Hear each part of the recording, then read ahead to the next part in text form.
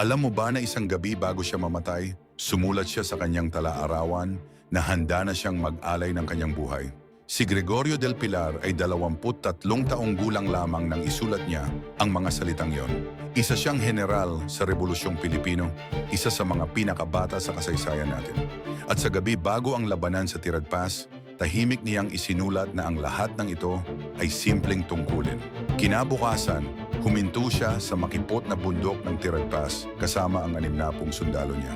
Sa kabilang dako, 500 sundalong Amerikano ang naghihintay. Ang misyon niya, pigilan sila para makatakas si Aguinaldo.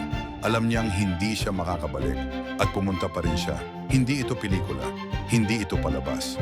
Isang batang lalaki, malinaw ang isip, malinaw ang puso, nakaalam na kung para saan siya handang mamatay.